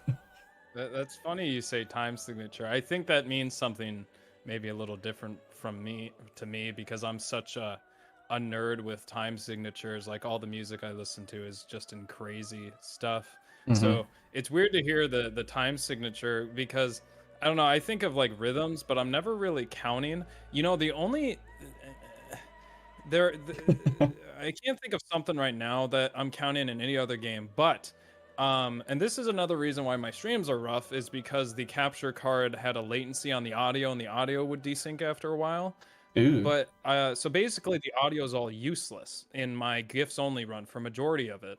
And so I went to who's Eva's successor of the throat, and number one, I didn't know that you could just stand close to her and just not get hit by that stuff. I was so angry when I found that out and saw you do that. I was like, it's that easy? Like, there's no way. Those hitboxes are right there. I can see them like touching my character. Like, what's going on? But anyway, that's a whole nother thing. But like, the attack where she makes the sand hands clap, that thing I had to do by a visual metronome, because I would see it and then have to kind of like, okay, 1, 2, 3, hit 1, 2, so stuff like that. Mhm. Yeah, that's my technique. Yeah, and I think streaming, just the way I do it, and I've been thinking about changing this, but I might not. But like, I don't actually play with too much audio anymore, coming into my headphones, so I've lost a lot of that audio. but like that audio aspect. But like when I'm playing Sekiro, which is very, very musically based, it is because it's so fast. You can really feel the rhythms, and especially if you play it the way I play it, which is like perfect deflections and no guards ever. It you really feel that rhythm, and it's really there, and you can get it on the visual side, but also hearing it is a big plus. But yeah, the musical aspect is that's kind of why I like really faster games. And just like Dark Souls 1 is pretty slow, and so is 3. Well, they're all slow. Bloodborne's getting there, but really the thing I really like about Code Vein is how fast it is. It's really at a tempo I like. The only other games that are like that for me are Nier Automata, but you can cheese the hell out of that game. And then Bayonetta. You playing that and you're trying not to mash stuff. Bayonetta's fast. It is so crazy fast. I've heard good things about it. I really like high tempo games and just high tempo music, but well, Vane, if it did have a more diverse soundtrack, I think they could have had some more faster driving orchestral scores that they could have had that would have been really, really well received for each of the depths and different things. They really missed yeah, for sure on that one, that they could have had like a that is There's a glitch. file. It started playing the same song for everything. Yep. And yeah, that's a glitch. So That is definitely a glitch. Every enemy encounter should not be the same music. yeah, they should have had more of the. I love that song. I thought I hated the Vane music, but that one song is so good. The March of the Lost, and that one's fast. I mean, Yeah. I'm just. Oh, I'm thinking about it right now. It's so good. But, They do. I mean, it's good music. I just wish it would have, like in the Bridge of Frozen Souls, maybe more ethereal music in the background or something. For the City of the Falling Flame, maybe something a little harder driving or something like that. I don't know. It like I think it could have been memorable by audio rather than visual, and it would have made people stick around because they would have enjoyed the music aspect of it. honestly, I think it made it really just not as fun for me because I kept hearing the do do do do do do do do do do do do do do just for like 90% of the game, and I was like, I can't Yeah. do this anymore. The horns blaring. Off. I do like one notable thing, just to I would keep talking about other stuff, but the Eva's at least the English version is one of the only things in anime or a game where I was like, yeah, she's pretty good at singing. Like, I enjoy it. It's pretty good.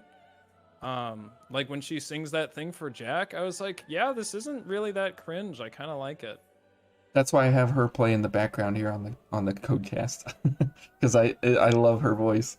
It's so good. She's actually really, really good, and she says Code Vein all the time. So. Oh man. All right. One last glitch that I'm not a fan of is the double. When you launch more than one enemy, you don't actually get the attack off. You get the weapon attack, but you don't get the drain attack, and it's really, really unfortunate. And so if you hit, you're always trying to hit only one enemy, because if you hit more than one, you don't get rewarded for such. You do get the iframes and stuff, but yeah, you don't get the iCore and you don't get the reward.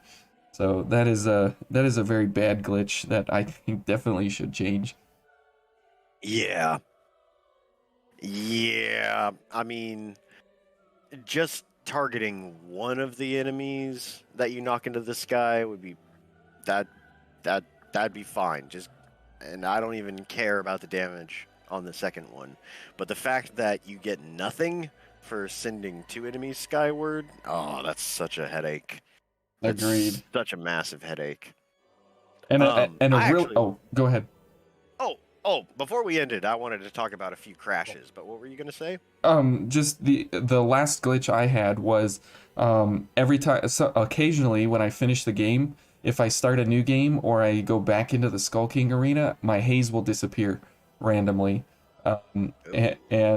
So sometimes you'll have like 10 million haze or whatever, and it'll disappear on you, 10 and million it's haze. Jeez. it's horrible. It's absolutely horrible, and it's like, well, I did have a bunch of haze, and then I finished the game, and now I have none. So what is that all about? And I feel like when you have 10 million haze, you don't really care about haze that much anymore, though. no, you don't. Nah. No, you don't. Haze is one of those things that after a while it just becomes useless, pretty much. But I'm still on my journey to get one veil and one weapon of every chrome in the game, so I still have need of it. But anyways, go ahead, Pseudo. What were you going to say about crashes? Oh, well, that's arguably crashes can fall under the um, same category as bugs and glitches and stuff like that. I know of a way to guarantee Code Vein to crash. All you need is a mountain of trading valuables, and you can crash the game on basically any platform. I've tested it with PlayStation, and I've tested it with Xbox, and both of them are guaranteed crashes. Simply go up to a partner at home base, start trading valuables, and trade them as quick as you can, just one at a time, over and over and over again, and the game is guaranteed to crash. Really? Yeah, I don't know why. I think it might have something to do with like the little particle effects on the menus. Oh.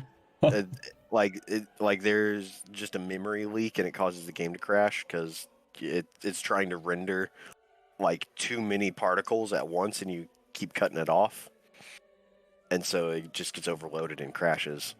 Oh, that is so weird. That would like so discourage me from ever trading again.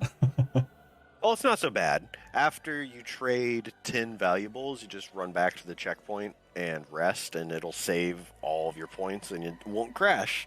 Oh.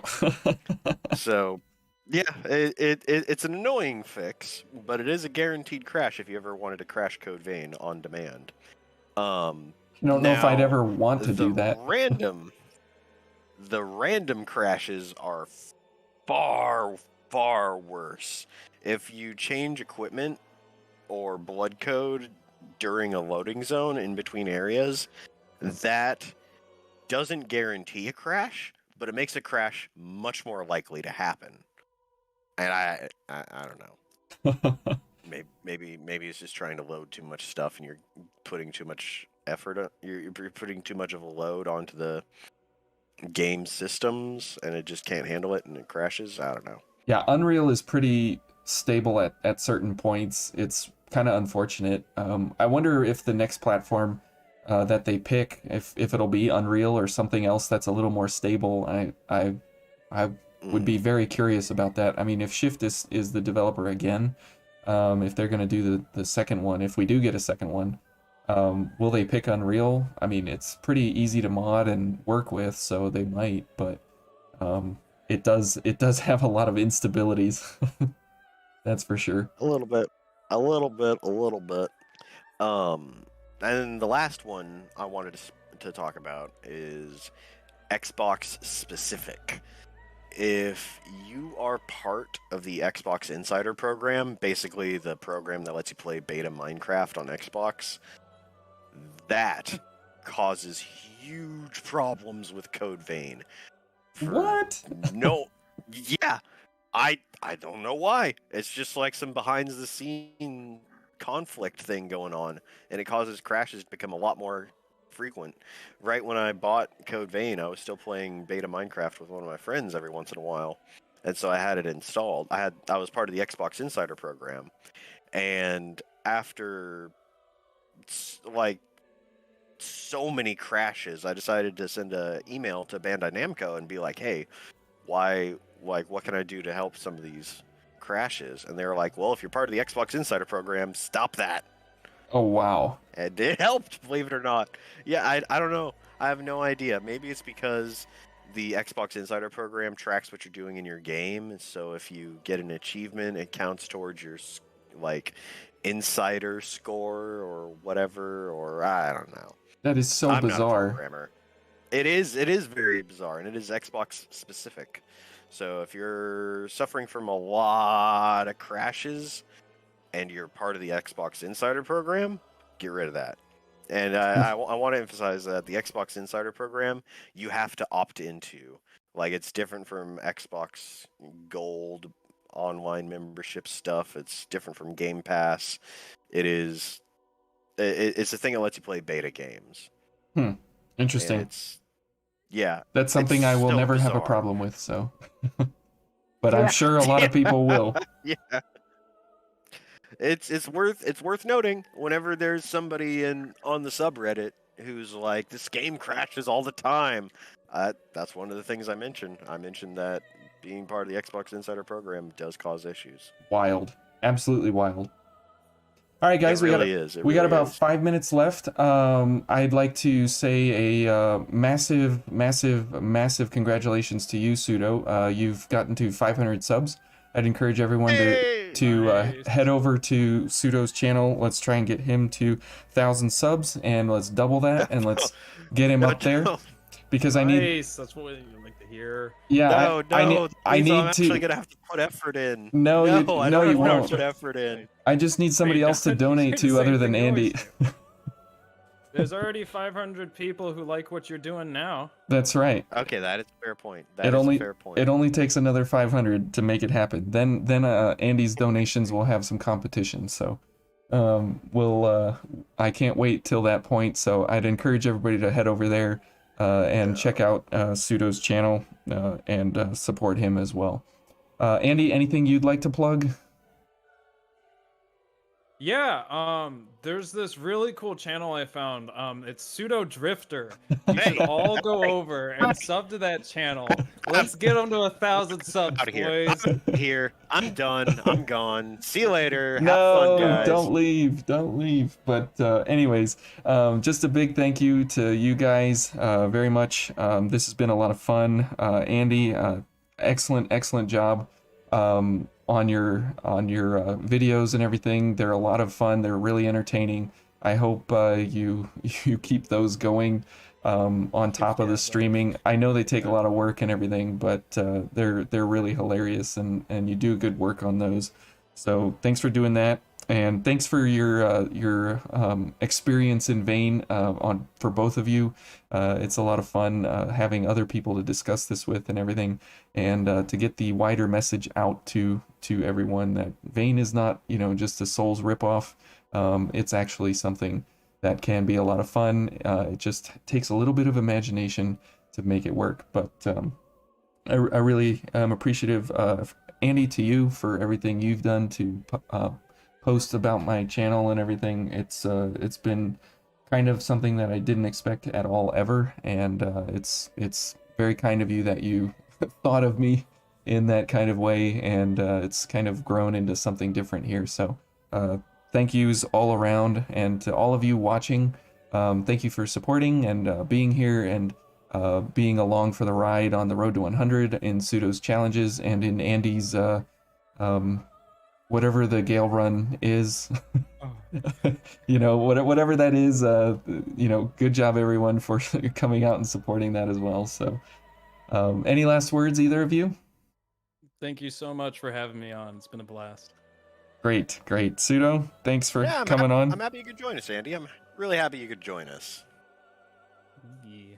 And just for next time, it'll be close to Christmas or around Christmas, so I'm not exactly sure if we're going to actually have one over the holidays because of New Year's and Hanukkah and a whole lot of things going on there. So we'll see. We'll play that one by ear, but definitely into the new year 2022, we will definitely be starting up January with a Codecast for sure. So be sure to tune in then, and we'll have a different guest on as well, and I'll be picking the topic, or at least Pseudo and I will be, and we'll see everyone in January probably. Don't forget to just enjoy your time in Vane and have fun co-oping wherever you are. So thank you everyone, and we will see you next time.